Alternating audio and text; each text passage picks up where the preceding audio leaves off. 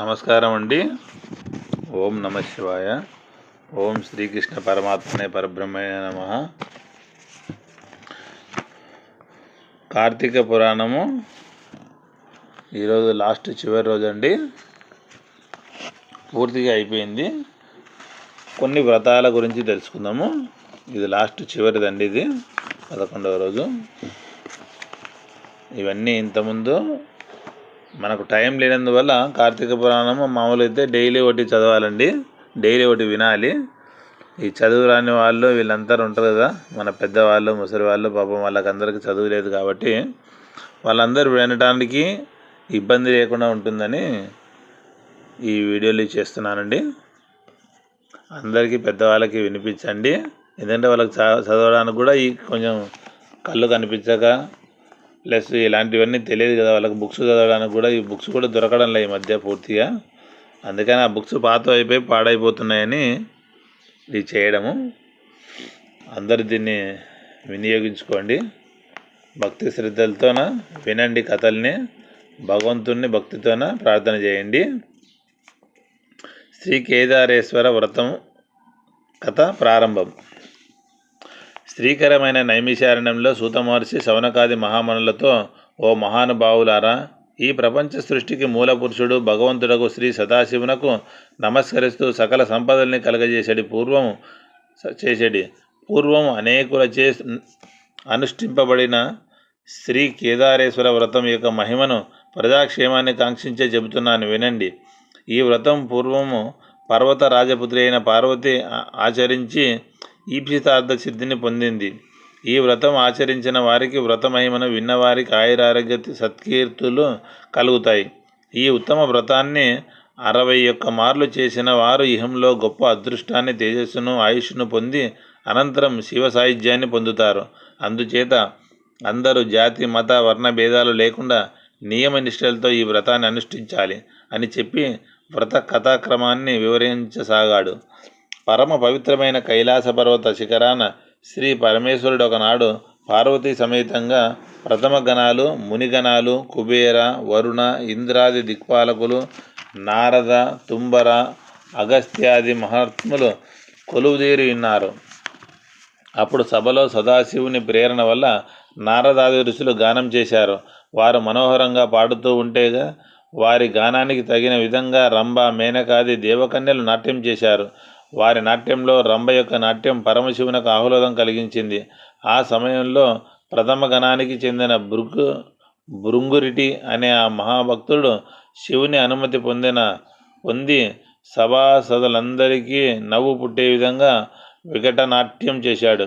ఆ నాట్యాన్ని చూసిన సభాసదులు నవ్వులకు పర్వత గుహలు మారుమ్రోగాయి. పరమశివుడు సంతోషంతో, భృంగిరిటి, నీ నృత్య భంగిమలు బాగున్నాయి, నాకెంతో ఆనందం కలిగింది అంటూ అతని మీద ఎంతో దయ చూపించాడు. తన వికట నాట్యంలో అందరి మనలు పొందిన భృంగిరిటి పార్వతీదేవిని విడిచి పరమశివునకు మాత్రం ప్రదక్షిణ నమస్కారాలు చేశాడు. ఆ విధంగా చేయడంతో జగన్మాత అయిన పార్వతికి బాధ కలిగింది. ఆమె ఆ విధంగా చేయడానికి గల కారణమేమిటని తన భర్తను అడిగింది. అప్పుడు సదాశివుడు మందహాసం చేస్తూ, దేవి, బ్రహ్మజ్ఞానులు నీకు మొక్కరు, వారికి నీతో పని లేదు అన్నాడు. ఆ మాటలు విన్న పార్వతికి కోపం వచ్చింది.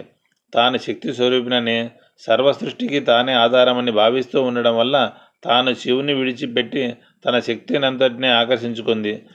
ఆ పురాణ దంపతులు ఒకరికొకరు దూరం అవడం వల్ల వియోగాగ్ని మూలంగా చిక్కి శల్యాలుగా కనిపిస్తున్నారు. దేవతలు వేడుకుంటున్నప్పటికీ అంబిక శాంతించకుండా కైలాసాన్ని విడిచి వెళ్ళిపోయింది. ఆమె చివరకు గౌతముని ఆశ్రమం చేరుకుంది. ఆ ఆశ్రమంలో ఆమెకు ఎవరూ కనిపించలేదు. అందుచేత గౌతముడు వస్తాడనే దృష్టితో అక్కడే ఉండిపోయింది. హోమానికి పనికి వచ్చే సమిధలు, దర్భలు, పండ్లు మొదలైన వాటిని అడవిలో సేకరించుకొని గౌతముడు తిరిగి తన ఆశ్రమానికి వస్తూ తన ఆశ్రమాన్ని చూసి ఆశ్చర్యపోతూ, ఏమిటి వింత, నా ఆశ్రమం ఇంత తేజోవంతంగా కనిపిస్తుంది ఏమిటని అనుకుంటూ ఆశ్రమంలోనికి ప్రవేశించి జగన్మాత అయిన పార్వతీదేవిని చూసి అతిథి పూజలు చేసి ఆమె రావటానికి గల కారణాన్ని అడిగాడు.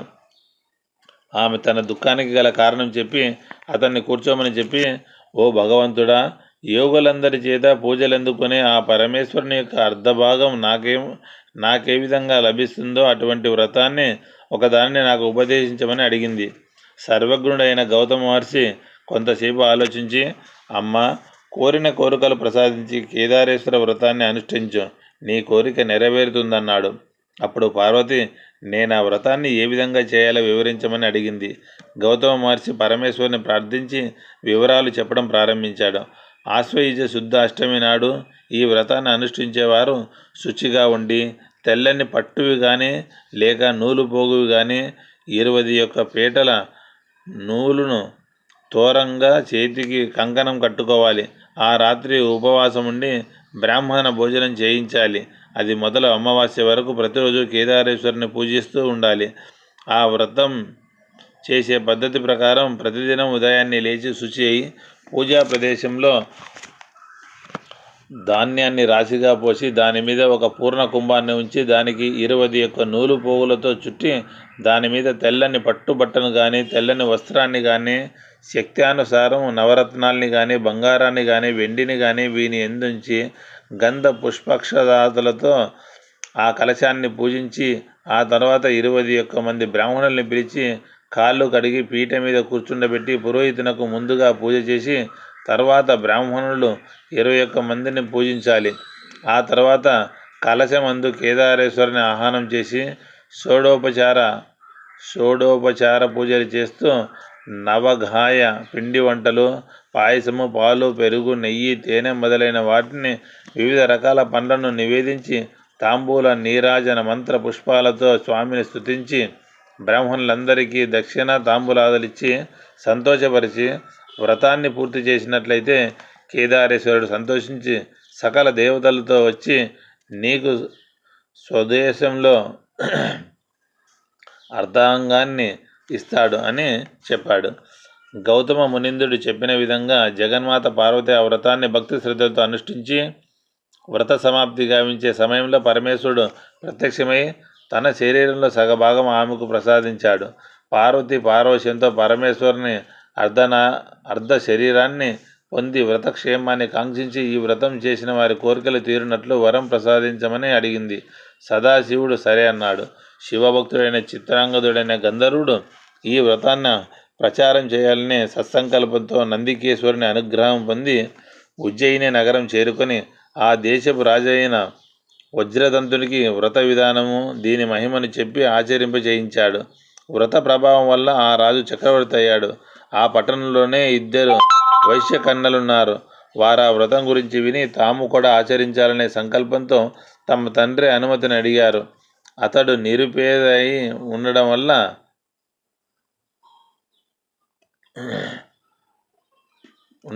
ఆ ప్రయత్నం మానుకొమ్మని చెప్పాడు. కానీ ఆ బాలికలు తమకేమీ ధనం సమకూర్చనక్కర్లేదని అనుమతిస్తే చాలనని చెప్పి అనుమతి పొందారు. వారి సంకల్పానికి శివుడు ఆనందించి వారికి కావలసిన పూజా ద్రవ్యములన్నీ దొరికే విధంగా అనుగ్రహించాడు. వారు ఇద్దరూ ఒక మర్రి చెట్టు క్రిందకు పోయి మొదట కంకణం కట్టుకొని యథావిధిగా వ్రతాన్ని ఆచరించారు. శివుని అనుగ్రహం వల్ల వారు మంచి రూపాన్ని, దీర్ఘాయువును, తరిగిపోని సిరి సంపదలను పొందారు.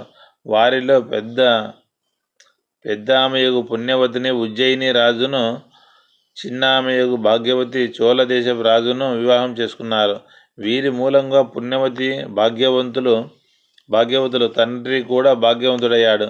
కొంతకాలానికి ధనమదంతో భాగ్యవతి కేదారేశ్వర వ్రతం చేయటంలో అశ్రద్ధ చూపించింది. తత్ఫలితంగా ఆమెను ఆమె కుమారుని అకారణంగా మహారాజు ఇంటి నుండి తరిమివేశాడు. భాగ్యవతి చేసేది లేక అడవుల వెంట తిరుగుతూ ఒక బోయవాని వెంట చేరుకొని తన కుమారునితో విషయం చెప్పి నీ పెద్ద తల్లి దగ్గరకు పోయి ధనం తీసుకొని రమ్మని పంపించింది. ఆ బాలుడు తన పెద్ద తల్లికి విషయాలని చెప్పి ధనం తీసుకొని వస్తుంటే దారిలో కేదారేశ్వరుని మహిమ వల్ల ఆ ధనాన్ని దొంగలు దోచుకున్నారు. రెండవ మారు చేసిన ప్రయత్నంలో కూడా ఆ బాలుని చెంతనున్న ధనాన్ని దొంగలు దోచుకున్నారు. ఆ బాలుని విచారానికి జాలిపడి కేదారేశ్వరుడు, నాయనా, నా వ్రతాన్ని ఉల్లంఘించిన వారికి నా ధనం పొందే అర్హత ఉండదు అన్నాడు. ఆ మాటలు విన్న బాలుడు తిరిగి వెళ్ళి పుణ్యవతికి తాను విన్న మాటలను గురించి చెప్పాడు. అప్పుడు ఆమె ఆ బాలుని చేత ఆ వ్రతం చేయించి మీ అమ్మను కూడా ఈ వ్రతం చేయమని చెప్పి ధనాన్ని ఇచ్చి పంపించింది. అతనికి మార్గ మధ్యంలో పూర్వం 2 సార్లు పోగొట్టుకున్న ధనం కూడా కనిపించింది. ఆ ధనరాశులతో తల్లి దగ్గరకు చేరుకొని జరిగినదంతా చెప్పాడు. భాగ్యవతి తన తప్పిదాన్ని గుర్తించి కేదారేశ్వరునికి క్షమార్పణ చెప్పుకొని భక్తి శ్రద్ధలతో వ్రతాన్ని అనుష్ఠించింది. కేదారనాథుని అనుగ్రహం వలన తిరిగి తన భర్త యొక్క అనుగ్రహాన్ని పొంది సుఖంగా కాలం గడిపింది. ఈ వ్రతాన్ని గౌతమ మునీంద్రుడు పార్వతీదేవికి ఉపదేశించినదై ఉండుట వలన ఇహ పరాసుఖాలు కోరుకునే వారి వ్రతాన్ని ఆచరించి మేలు పొందుతూ ఉంటారు. ఈ వ్రత మహిమ విన్న వారికి, చదివిన వారికి కేదారేశ్వరుడు అన్ని సంపదల్ని ప్రసాదిస్తాడు. శ్రీ కేదారేశ్వర వ్రత కథ సమాప్తం. పూలి స్వర్గం విశిష్టత. ఇదొక చిన్న కథ అండి. కార్తీక మాసం ప్రారంభ దినమైన శుక్ల పౌర్ణమి నుండి ప్రతిరోజు కార్తీక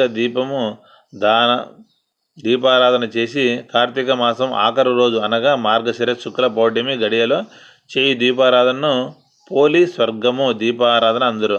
ఇందుకు సంబంధించిన ఇతిహాసం. పూర్వం వారణాసి ప్రాంతంలోని విశాల నగరంలో రజకమ్మ అనబడే రజక అంటే చాకలి స్త్రీ ఉండేది. ఆమెకు 7 కుమారులు. వారందరికీ వివాహాలయ్యాయి. ఆఖరి కోడలు దైవభక్తి కలిగి పెద్దల పట్ల గౌరవంగా ఉండేది. ఇంటిలోని వారంతా పూజలు చేసేవారు కానీ ఏకాగ్రత భక్తి ఉండేవి కావు.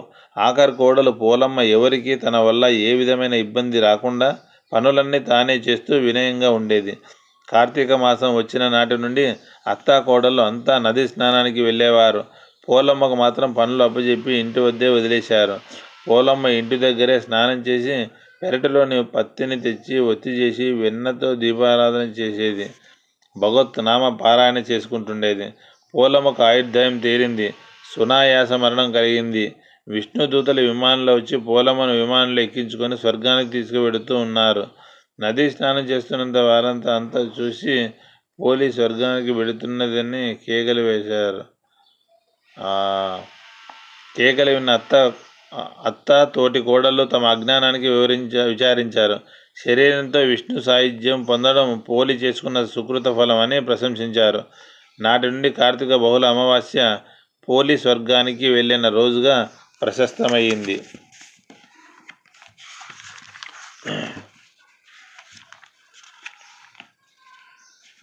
క్షీరాబ్ది శయన వ్రతం అండి. క్షీరసాగరంన శయనించి శ్రీ మహావిష్ణువు ద్వాదశి రోజున బృందావనమునకు విచ్చేయును. ఆ రోజును శ్రీ మహావిష్ణువును బృందావనమున శ్రద్ధగా పూజించిన వారికి ఆయురారోగ్య సిరులు కలుగును. ద్వాదశి రోజున సాయంత్రం సూర్యాస్తమయ సమయమున పూజలు దాన ధర్మాలు చేసినచో అత్యధిక ఫలితం ప్రాప్తిస్తుంది. సముద్రం నుండి వచ్చిన శ్రీమన్నారాయణుడు లక్ష్మి సమేతమున ఎచట ఉండునో ఆ బృందావన క్షేత్రమునందు ఎవరైతే తులసి సమేతంగా పూజించేదరో వారి సమస్త పాపములు నశించి శ్రీహరి సాన్నిధ్యాన్ని పొందుదురు. యక్ష గంధర్వ నారదాది ఋషులు మునులు బృందావనంలో ఉన్న శ్రీహరిని సదా పూజించుచుందురు.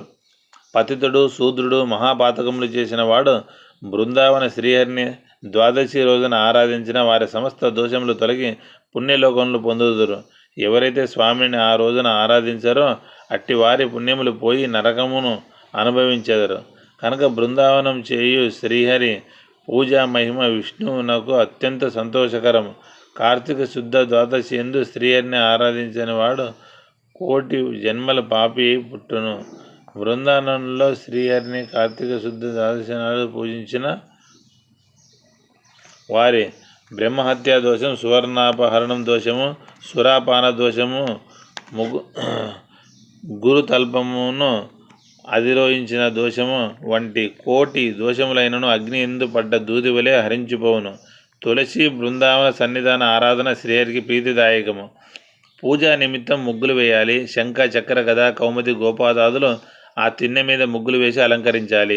గీత వాయిద్యాలు వేద ఘోషాలు వినిపించాలి. లక్ష్మీనారాయణని తులసి సమేతంగా పీఠంపై ప్రతిష్ఠించి పంచామృత స్నానం చేయించాలి. వస్త్రాభరణాదులతో అలంకరించాలి. దీపారాధన చేయాలి. పుష్పాలతో పూజించాలి. నైవేద్యాన్ని నివేదించాలి. తాంబూలం సమర్పించాలి. శ్రద్ధాభక్తులతో ఆరాధించిన వారికి సమస్తాభివృద్ధులు జయము కలిగి సుఖంగా జీవించెదరు. ఎవరైనా తులసి వ్రతమును చేయాలని వాడు బ్రాహ్మణ సభలో తులసి మహత్యమును వినవలను. తులసి కథను విన్నవారికి విష్ణులోకం ప్రాప్తించును. పూజా కాలమున ధూప దీప నైవేద్యాదులు చూసిన వారికి గంగానది స్నానం చేసిన ఫలితం సమకూరును. నీరాజనమును చూసిన కళ్ళకు శిరస్సుకు అడ్డుకున్న విష్ణువును పూజించిన ఫలితం కలుగును. పూజ అనంతరం కొబ్బరికాయలు కొట్టి బెల్లము, ఖర్జూరం, అరటిపళ్ళు, చెరకు నివేదించవలను. నైవేద్యం సమర్పించి మంత్రాక్షతలు తీసుకొని వలను. అనంతరం బ్రాహ్మణాశీర్వచనం పొందవలను. ద్వాదశి నాడు బృందావనమున దీపదాన చేయవలను. ఉపపాతకములు నశిస్తాయి. 10 దీపాలు దానం చేస్తే శివ సాయుధ్యం లభిస్తుంది. అంతకన్నా ఎక్కువ దీపాలు దానం చేసిన వారికి స్వర్గాధిపత్యం లభిస్తుంది. దీప దర్శన ప్రదర్శన వల్ల ఆయుష్, బుద్ధి, బలము, ధైర్యము, సంపదలు, పూర్వజన్మ స్మరణ సిద్ధిస్తాయి. దీపానికి ఆవు నెయ్యి వాడవలను. అది సాధ్యపడనిచో మంచు నూనె వాడడము మధ్యమం, ఇప్ప నూనె తదితర నూనెలు అధమం. దీపం వెలిగించి దానం చేస్తే జ్ఞాన లాభము కలుగుతుంది.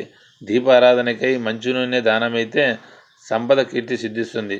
ఇప్ప నూనె దీపం ఇహభోగములు కలుగుతాయి. వన తైలం వలన కామ్యార్థములు సిద్ధిస్తాయి. ఆవా, ఔషధ నూనె దీపములు శత్రుంజయం కలిగిస్తాయి. ఆముదము దీపము ఆయుష్, సంపద నశించును. గేదె నెయ్యి దీపమైన పూర్వ పుణ్యము నశించును. గేదె నెయ్యిలో కాస్త ఆవు నీతిని కలిపి పెట్టిన దోషం ఉండబోదు. ఏకవత్తి దీపము దానం చేసిన సమస్త పాపాలు తొలగి బుద్ధి తేజస్సు కలుగును. 4 ఒత్తులు దీపమైన రాజగును. 10 ఒత్తుల దీపమైన చక్రవర్తి అగును. 50 ఒత్తుల దీపమైన దేవతల్లో ఒకరగును. 100 ఒత్తుల దీపమైన విష్ణు సాన్నిధ్యం కలుగును. 1000 ఒత్తుల దీపమైన సాక్షాత్ విశ్వరూపమగుడును. ఈ ఫలితము విష్ణు క్షేత్రమున తులసి సన్నిధాన్ని చేసిన ఫలితము రెట్టింపగును. గంగా తీరమున చేసిన 3 కార్తీక ద్వాదశి నాడు విష్ణు సన్నిధాన 4 బృందావన సన్నిధి ఎందు విష్ణు పూజ చేసిన వారికి ఉత్తమ గతులు కలుగును.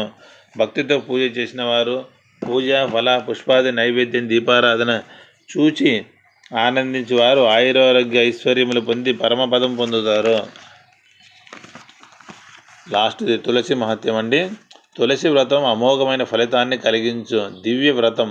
తులసి దళమునందు పుష్కర తీర్థం, గంగా నది అని పుణ్య నదుల పవిత్ర ఉదకాలు, శ్రీమన్నారాయణుడు సమస్తమైన దేవతలు అందు నివసిస్తుంటారు. ఘోర పాపములన్నీ ఎన్ని చేసిన వాడైనా తులసి మృత్తికను పూసుకొని చనిపోయినచో దాన్ని దూరం నుండి కూడా యమదూతలు చూడజాలరు. కేశవుడిని కానీ శివుడిని కానీ తులసి గుత్తులతో పూజించినచో పునర్జన్మ కలగదు. కార్తీక మాసంలో 1,00,000 తులసి దళ వ్రతమును ఆచరించి శ్రీహరిని పూజించిన వారికి సమస్త సంపదలు సమకూరును. తులసిని స్థాపించుట వలన, స్పృశించుట వలన, పెంచినందువలన, తులసిని గూర్చి చదివిన, తెలుసుకున్న, మనోవాక్కాయ కర్మలచే ఆచరించిన సకల పాపములు హరిస్తాయి. నర్మదా నదిని చూడడము, గంగా నదిలో స్నానం చేయడము, తులసి వనాన్ని సేవించడం, ఈ 3 పనులు సమాన ఫలితాన్ని కలుగజేస్తాయి. తులసి వనాన్ని స్థాపించు వారి సమస్త పాపాలు హరించును. ఇష్టకామ్య సిద్ధి కలుగుతుంది. యముని వల్ల భీతి కలగదు. యజ్ఞాలు, యాగాలు, పూజలు, వ్రతాలు సమస్తం కార్తీక మాసంలో చేయటం వలన రెట్టించిన పుణ్యాన్ని కలుగజేస్తాయి. తీర్థయాత్రలు దేహాన్ని, మనసును పునీతం చేస్తాయి. వీటి వల్ల కలుగు పుణ్యఫలం అనంతం. కార్తీక మాస ద్వాదశి తిథి ఎందు తులసి దళములతో పూజలు చేయని వారు చేయి పనులు నిరర్ధకములు, నిష్ఫలములు. అట్టి అజ్ఞానులు ఘోర నరకములు పాలవుదురు. తులసి దర్శనం కలుగని వారు ఆ సమయమునకు విష్ణు భక్తిని పూజించవలను. అట్లునర్చుట ప్రథమమగును. నారాయణ సన్నిహితుడు భక్తుడు విప్రుడు శ్రీమన్నారాయణ అంశ సంభూతులగుట వలన వారిని పూజించుట పుణ్యప్రదం. తులసి మాల కానీ, ధాత్రి మాల అనగా ఉసిరిమాలను కానీ ధరించుట శ్రేష్టం. అట్టి వారు కొన్ని వేల కోట్ల సంవత్సరంలో స్వర్గమునందు నివసించేదారు. ఈ మాలలను దానం చేసిన, ధరించదలిచిన తులసీదేవిని, శ్రీహరిని స్మరించవలను. సమస్త పుణ్యాలను కలగజేసి సర్వ పాపాలని హరించును ఈ తులసి దళం. వన భోజన విధి. కార్తీక మాసంలో ధాత్రి అంటే ఉసిరి చెట్టు అండి చెంత శ్రీ విష్ణు భగవాన్ని అర్చించిన వారి పుష్ప సంఖ్యను అనుసరించి అన్ని అశ్వమేధ యాగములు చేసిన ఫలమును పొందగలరు. కార్తీక మాసంలో ఉసిరి చెట్టు గల తోట యందు శ్రీ విష్ణువును పూజించి భక్ష్య, భోజ్య, పంచభక్ష పరమాన్నములు నివేదించి బ్రాహ్మణులతోనూ, బంధువులతోనూ, మిత్రులతోనూ భుజించవలను. కార్తీకంలో ఉసిరి చెట్టు చెంత శ్రీ మహావిష్ణువు విష్ణు పూజను గావించిన సమస్త క్షేత్రములందు